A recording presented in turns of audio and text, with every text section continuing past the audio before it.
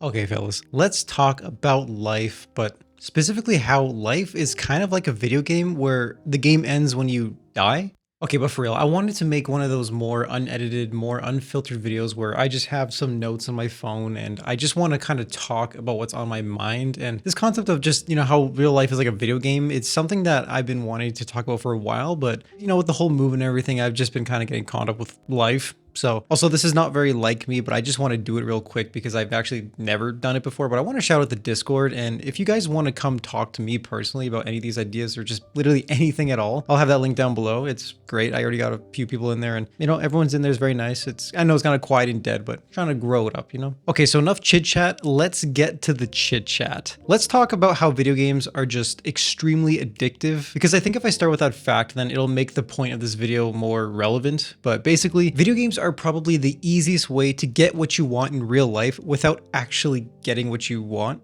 That makes sense. Well, that's why video games are just so great when things aren't really going your way in real life. Now, I'm not saying that if you play video games, your life is a piece of shit. I mean, everybody plays video games, I think, and you can play video games. I mean, I play them from time to time and they're a lot of fun.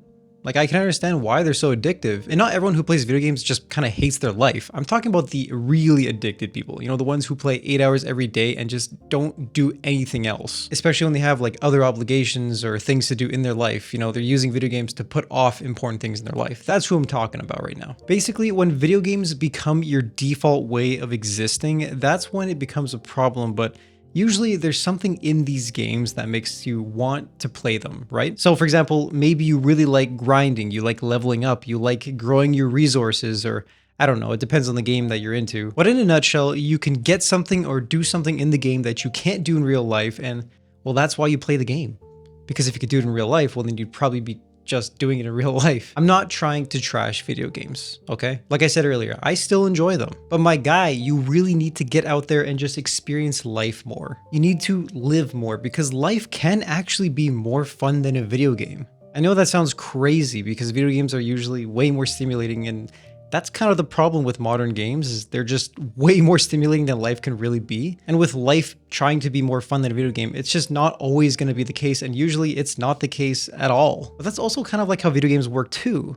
You play side quests that kind of suck, you have to do some grinding. It's not just pure fun. Some parts just require more grinding than you like, but that's just how it be. Think about it. If things were always fun and stimulating, that would just become the new norm, and then it wouldn't be fun anymore. It'd get old real quick. The shitty and painful parts of real life and video games is what makes both of them so great. It almost highlights the fun parts more, and when you have some pain to reflect on, well then the fun parts seem more fun in contrast. You can't have pleasure without pain. You need both to exist, or else none of them exist. Okay, so what even is the point of this video? Well, we already talked about how video games are just extremely addictive, but how can we use those elements to make real life more fun too? What if we use the principles from your favorite game and try to apply them in real life in some sort of way so that life could be more like the game you really like, which makes you like your life more. So we got to think of ways of how to make our life more like our favorite game, whether that be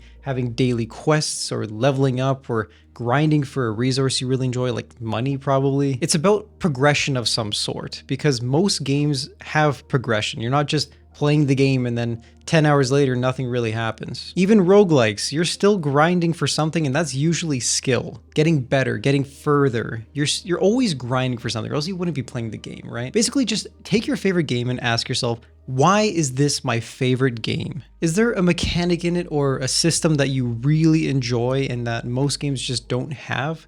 What is that thing that just sucks you in? I'm going to use myself as an example, but I really like progression systems and like leveling up and growing and grinding in games. One of my most played games ever is Warframe, and if you've ever played that game, it is a grind fest. I don't know why I sunk like hundreds of hours into it just grinding, potatoes. If you played the game, you know what I'm talking about. Also, I don't even think that's really relevant anymore. This was like years ago, but anyways. But typically it's games where you can just farm and just kind of keep growing. So let's take a recent example. I made a video about a game that I really enjoyed recently, and that was Legend of Zelda Tears of the Kingdom. I'll link that video down below, but basically I talk about how I actually enjoyed a video game, but the reason why I enjoyed that game so much was just what you could do in it. It's the grinding aspect of just growing your resources. It's the exploration. It's just kind of doing things in any way that you want to do them. And that's what I love about that game, is that there's no set way to play the game.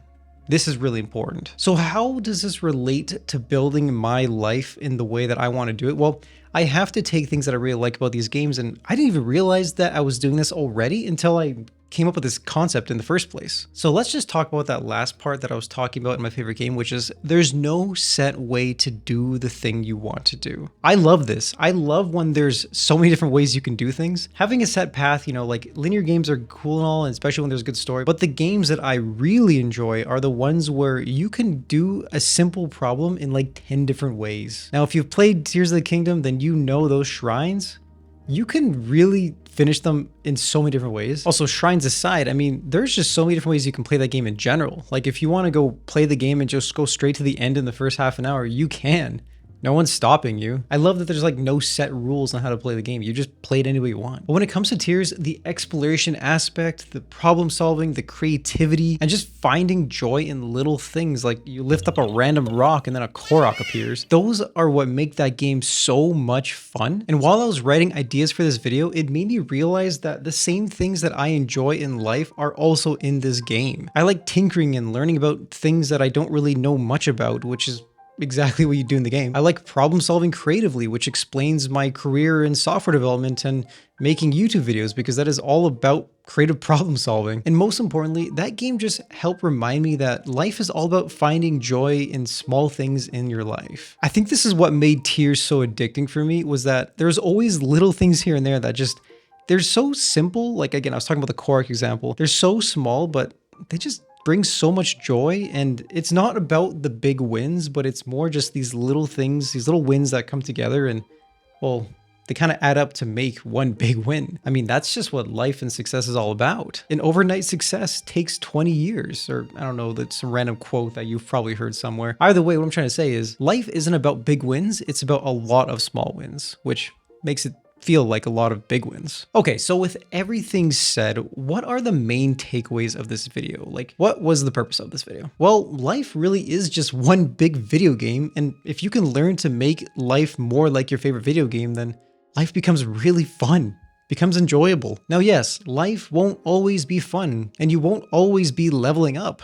Sometimes you gotta take one step back to take 2 steps forward. Isn't that what most games are like too? It's really rare that you just make straight progression with 0 setbacks. Things get hard at times, you know, you're gonna have challenges. If there's no challenges in your life, well, you're probably not doing the right thing then. Life should be full of challenges. I mean, let's be honest, most people have a lot of challenges, but I'm talking about the challenges that actually grow you as a person and make you feel proud of what you've done. But ultimately, once you make progression in that game / real life, well, that is what makes it so much fun. So continue playing your favorite game, but just remember that real life also is a game that needs to be played too. It should be your main game. If you can learn to enjoy the game of real life, well, you'll probably find that you'll be playing a lot less video games because real life becomes your new favorite game.